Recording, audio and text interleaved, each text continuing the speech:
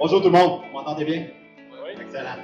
Donc, Martin Landry, je suis fondateur d'Intelligence Industrielle. Je suis ingénieur mécanique ici de formation.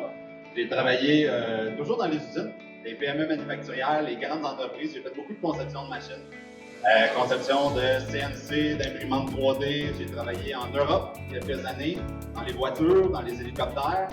Et j'ai eu la chance d'être chef d'ingénierie en Nouvelle-Zélande dans une entreprise de technologie. Je suis revenu au Québec en 2017. J'ai fondé Intelligence Industrielle. Intelligence Industrielle, on est spécialisé dans la connectivité machine. Okay? On est l'entreprise qui connecte le plus de machines au Québec, les données de performance des équipements, les causes d'arrêt, etc., etc. Donc, je ne vais pas vous présenter notre entreprise aujourd'hui. Je vais vous faire une conférence, une présentation sur effectivement comment faire cette connectivité machine-là et comment l'intelligence artificielle, les fameux agents d'intelligence artificielle peuvent nous aider aujourd'hui dans cette connectivité-là, mais pas que, dans l'automatisation de n'importe quelle tâche en milieu manufacturier.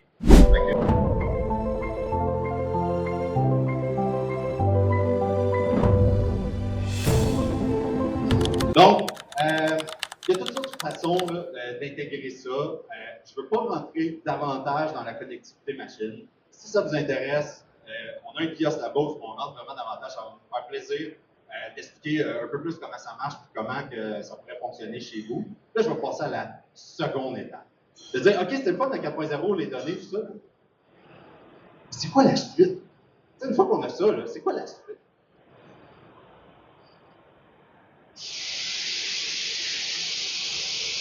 C'est très, très, très difficile d'imaginer c'est quoi la suite. Tu sais, maintenant, je vous posais la question.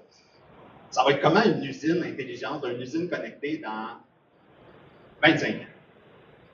Ça va être quoi les technologies? Ça va être quoi dans 50 ans? C'est impossible à prévoir. Impossible. Impossible à prévoir.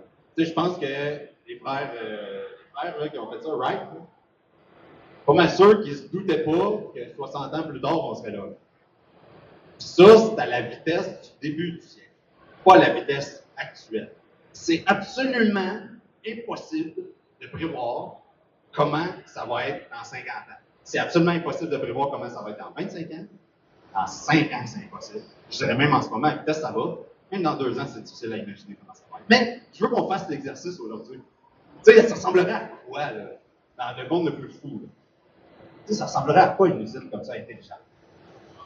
Ça serait-tu quelque chose du genre? Ça serait-tu que tu peux chatter avec ton usine? Tu peux lui parler à l'oral. Hey, comment ça a été hier? Ça a été quoi ça a bien été hier ou pas? Puis, ben, lui, il pourrait analyser les données et te répondre. Un peu comme dans Iron Man là, avec Jarvis. Tu parles à Jarvis puis il fait le travail. Mais là, tu pourrais chatter ou tu pourrais parler avec ton usine puis elle te répondrait. Elle te dirait, hey, bonjour Martin, hier, bonne journée en soudure et au pliage, mais à la découpe, on est légèrement sous l'objectif. La machine laser Trump a produit seulement 7 des 8 bons de travail prévus. L'écart est dû à un arrêt manque de matériel qui a été pris en charge par l'opérateur Eric en 24 minutes. C'est un temps de réaction 3 fois plus lent que la moyenne. Voir les statistiques si ça t'intéresse. Dans le sens que, pourquoi aller sur des dashboards si tu peux avoir quelqu'un qui fait un résumé? C'est cool, ça. Puis après ça, c'est encore mieux s'il pouvait prendre action. Je recommande une formation pour Eric sur la réduction des temps de réaction. Voici le support de formation qui a été généré. PowerPoint, CTRL-P, tu imprimes ça sur des fiches, puis tu y envoies. C'est hot, ça. Moi, je trouve ça c'est hot. C'est cool. Mais là, la question est, dans combien de temps? Combien de temps on va avoir ça? C'est dans 50 ans? C'est dans 25 ans? On est déjà capable. Il y en a qui disent qu'on est déjà capable.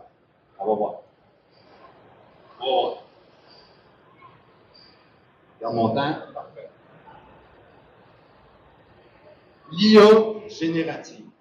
Aujourd'hui, là, je ne viens pas du tout parler d'IA, de machine learning, deep learning. Je viens parler d'intelligence artificielle générative. Moi, mon jour préféré professionnel, je ne sais pas si vous connaissez votre jour professionnel préféré. Personnel, c'est facile, c'est soit des naissances, des mariages, des choses. Mais jour préféré professionnel, facile. Ben oui, 30 novembre 2022. Meilleur jour à vie professionnelle. Wow! L'arrivée de ChatGPT. Hey! C'est malade. La meilleure technologie. La plus grosse révolution que personnellement j'ai vécue. L'arrivée de ChatGPT, c'est incroyable. Ça n'a absolument rien à voir avec notre expérience qu'on avait avec l'intelligence artificielle avant le 30 novembre 2022. Avec le machine learning, le deep learning, que pour être capable d'en faire, je l'ai mentionné, il fallait beaucoup de données de qualité. Il fallait un data scientist ou plusieurs data scientists avec plusieurs échecs de projet, puis des subventions, puis à la fin, ben, pas de résultats. C'est pas mal ça. J'en connais pas beaucoup. Des projets de succès, d'entraînement de modèles, il y en a beaucoup dans d'autres secteurs que le manufacturier.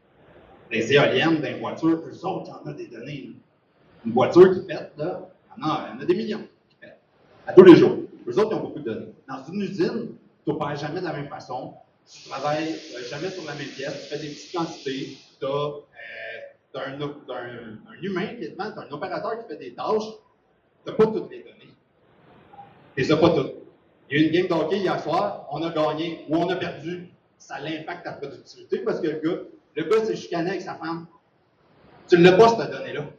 Fait que ça peut être très, très difficile de prédire comment ça va être. Fait que moi, j'étais allergique au mot intelligence artificielle, encore plus allergique au mot industrie 4.0. C'était bien trop galvaudé. Mais depuis le 30 novembre 2022, ça a changé. Là, tu n'as plus besoin de data scientist, tu n'as pas besoin d'une grande quantité de données. N'importe qui peut le faire avec ChatGPT.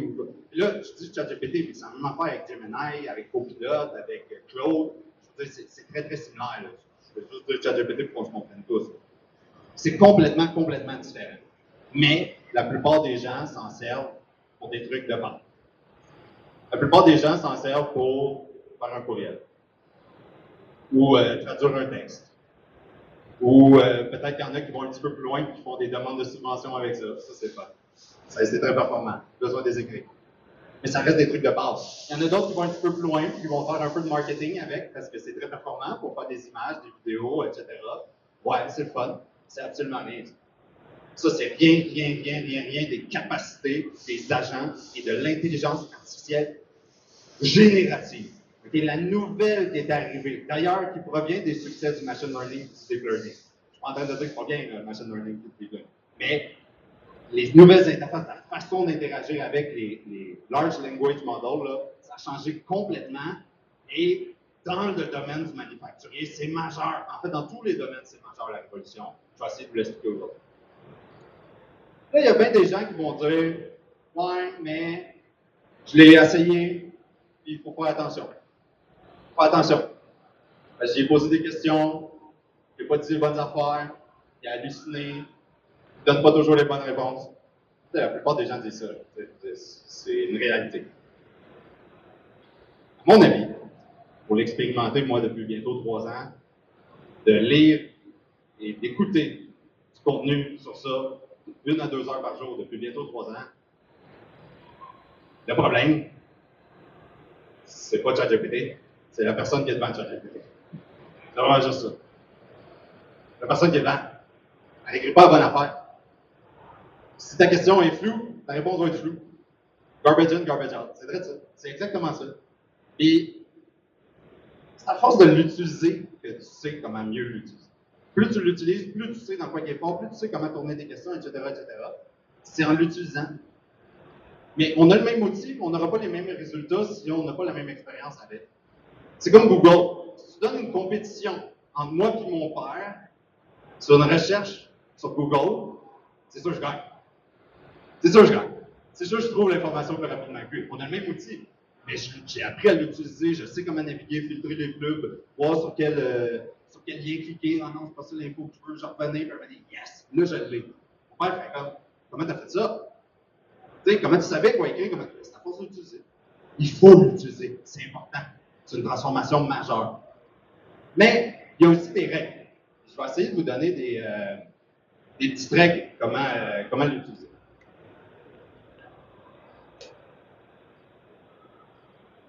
La première, c'est facile, donner beaucoup de contexte. Il faut donner du contexte. Les gens font toute la même erreur. Ils écrivent « Peux-tu faire ça, enter ». Non, c'est pas ça que je t'ai demandé, enter. Non, c'est pas ça que je t'ai demandé. Tu ne donnes pas assez de contexte. Tu dois donner beaucoup de contexte. La bonne nouvelle, quand tu as tes machines de connecter, tu as beaucoup de contexte. Tu as beaucoup de données. Quand tu vas chatter avec et que lui a accès à tes données, tu as beaucoup de données, tu as beaucoup de contexte. Règle numéro 2, ne jamais, jamais lui écrire.